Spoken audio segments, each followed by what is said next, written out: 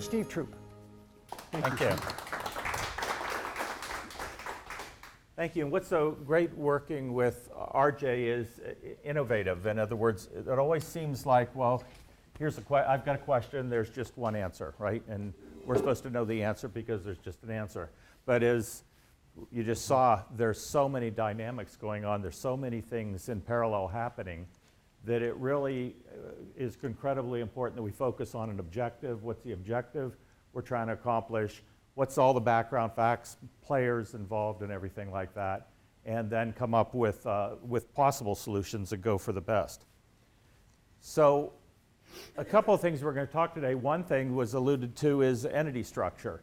And I think most often in practice, what's happening with entity structure is it's decided, just at a moment in time, not in a broad-based consideration, et cetera. So I'm going to touch on that. The qualified business income deduction, which can be incredibly important, that can tie into structure, et cetera. And we'll talk about what that is. Some things just on an ongoing basis of how do I pay myself, or there are some different ideas there. And then there's some other miscellaneous considerations, and then state tax reporting is becoming a huge issue. And then we're going to talk about pricing. There's always some pricing considerations I think are always interesting to consider.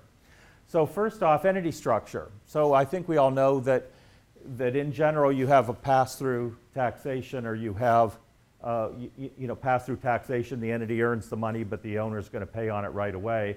And sometimes that feels like it's a higher tax. And of course, with the new tax law, the initial thought was, geez, there's a 21% tax rate. That's so much better than what I'm paying. Gee, isn't everybody just going to become a C corporation and let the corporation pay the tax because the tax is so much less?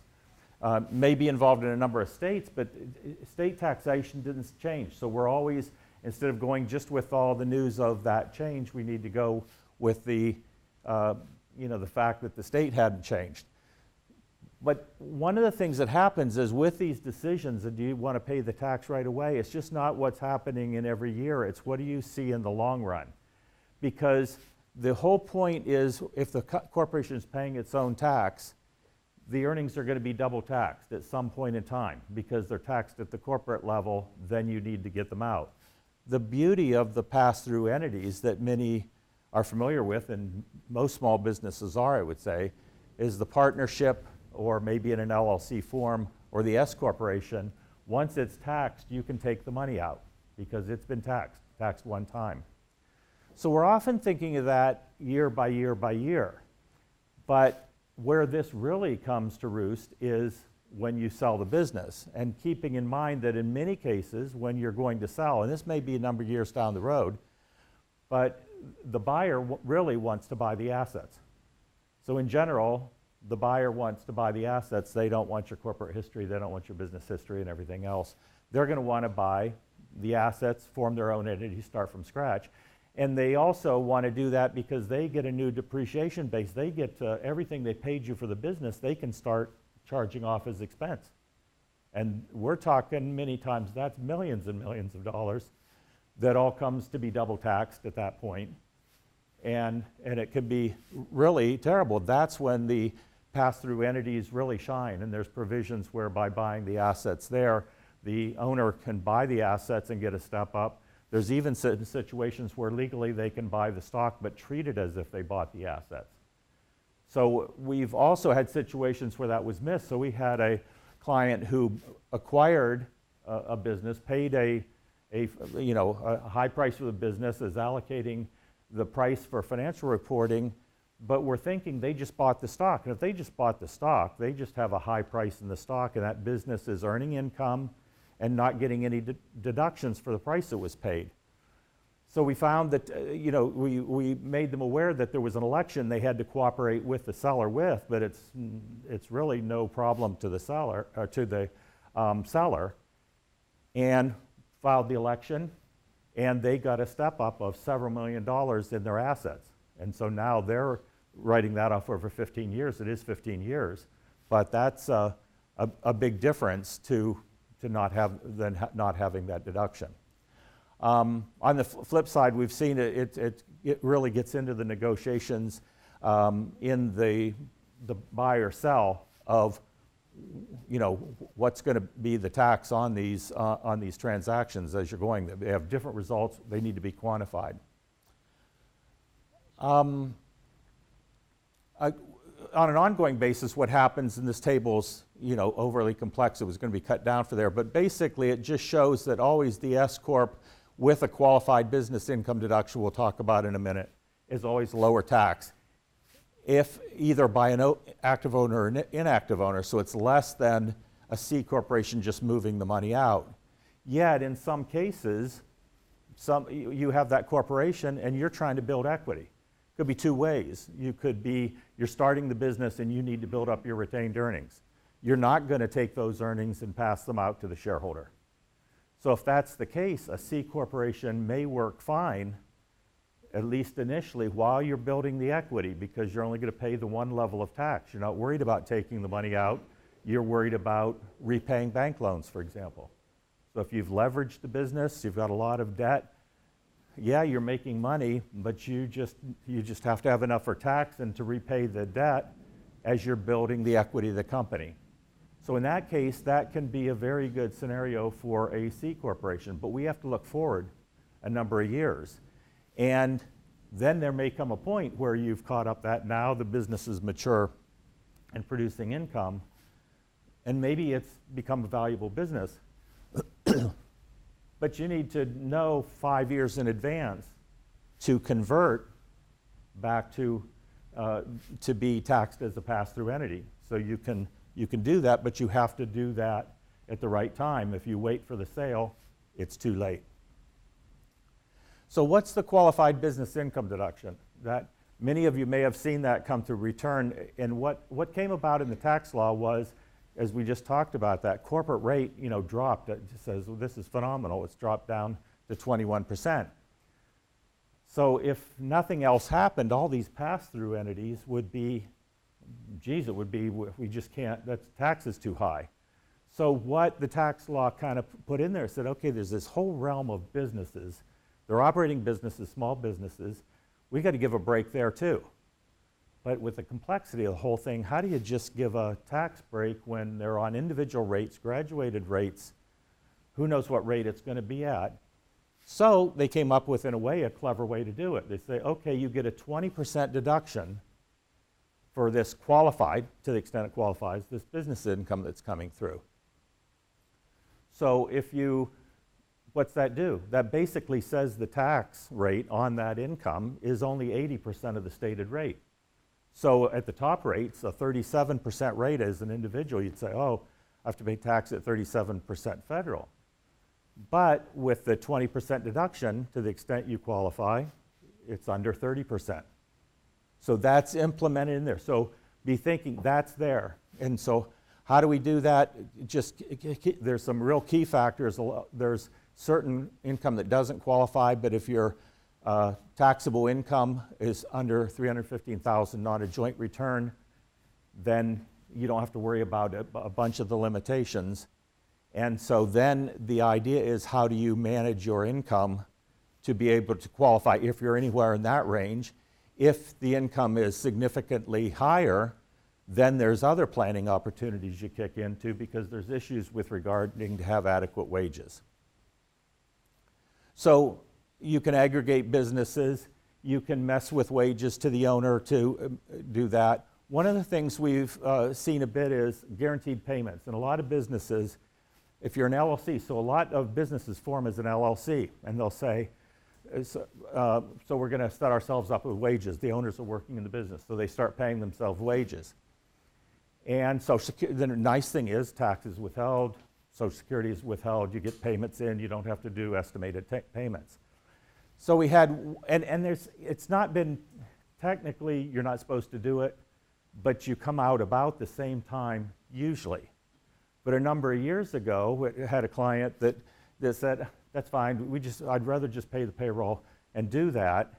But lo and behold, that year, all of a sudden, the profits that they were, of course, always going to have, the business was always going to be profitable, turned into, for whatever reason, a $100,000 loss. Now, that person had paid paid self-employment income tax, or FICA, Social Security tax, had paid on all that amounts that were treated as wages. But with the LLC structure, they didn't need to. And so we had advised first, didn't want to do it. We went back and ended up amending a bunch of payroll tax returns to say, oops, shouldn't have been any payroll, and recovered $10,000 to $20,000 worth of employment taxes. The other thing that's coming up, these guaranteed payments, we have a situation where sometimes, what does it take to be a guaranteed payment? So usually the definition has to do with an amount being paid out to the owner, not determined by income. So when you have law firms, accounting firms, engineering firms, et cetera, may be functioning in this way. Well, if there is a guaranteed amount, which is the equivalent of a salary, that amount coming out doesn't qualify for this qualified business income deduction. Therefore, you're limited. But we've gone through, and it didn't matter before. You could put it on the return, call it a guaranteed payment, and the taxation was the same. But this year, we've kind of gone, well, wait a minute, is this stuff really guaranteed? Is it determined without regard to the business income? And if it's not, we've had some where we've changed the classification and said, this is not a guaranteed payment when you look at the definition. Never mattered before, so we have to get behind that. And it was sort of taking a thought. We had a couple levels of the income we went through and started with the first one and said, no, I think we've got a great argument that that's not.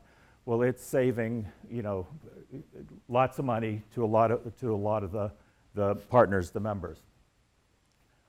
The other thing to do is you can manage the taxable income of those limits, but you got to think about it. You can't. It's hard to, at the end of the year, manage your retirement plan contributions to get yourself under the limit to make sure you get this deduction.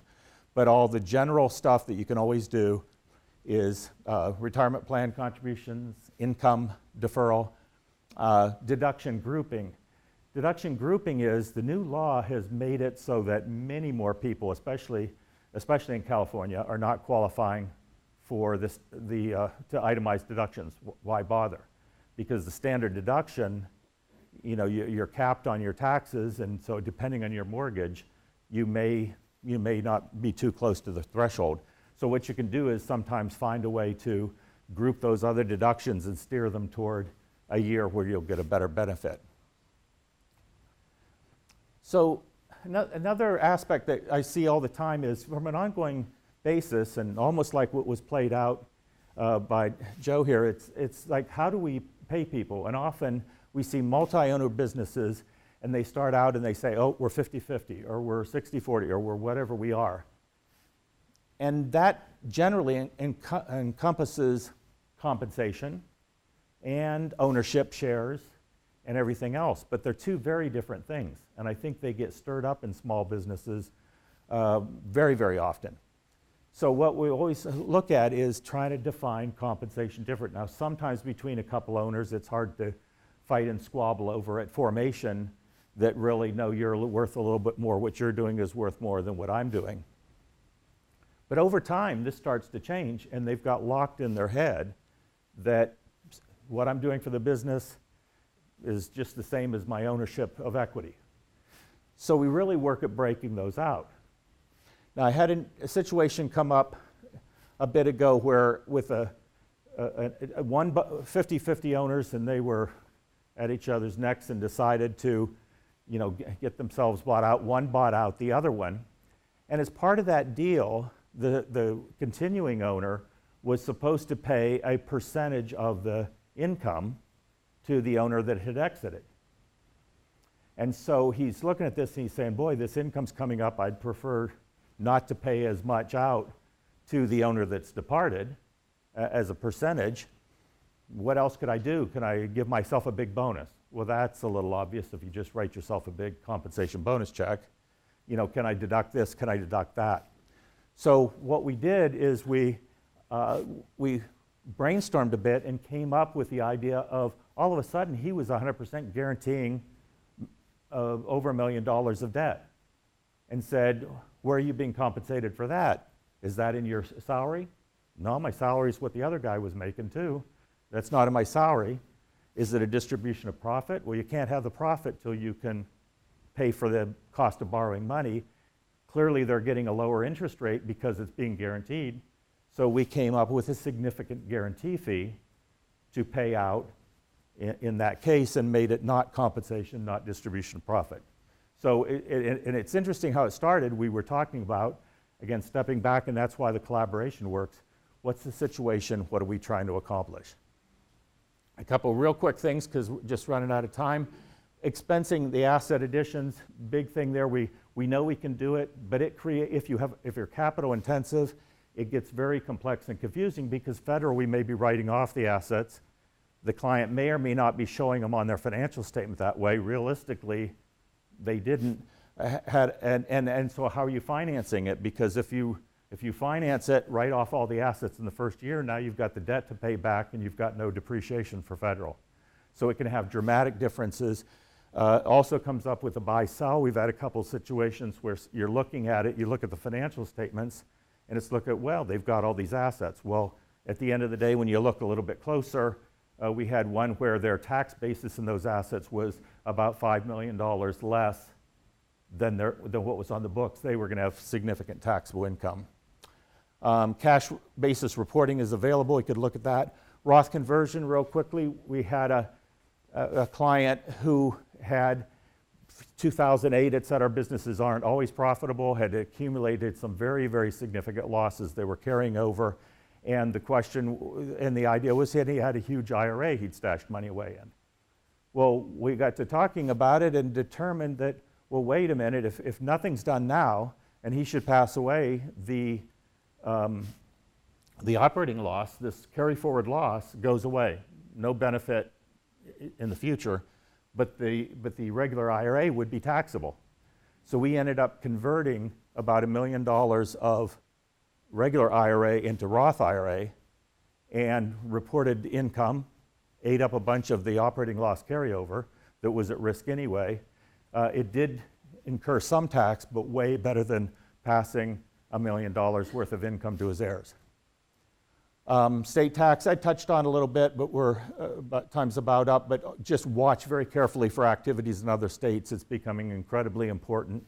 The states are reaching out and finding all sorts of ways to make businesses responsible. And one thing I always just touch on is pricing. Do discounts work? So a typical thing is, how do we set our pricing? Because that has a lot to do with profitability. And this table, which is in the handout also, kind of demonstrates that if you have a 30% margin and you discount your prices by 10%, you need 50% more volume.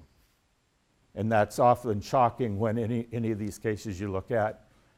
In the flip side, if you're going to increase price in the same scenario, you could lose 25% of your business and be in the same place.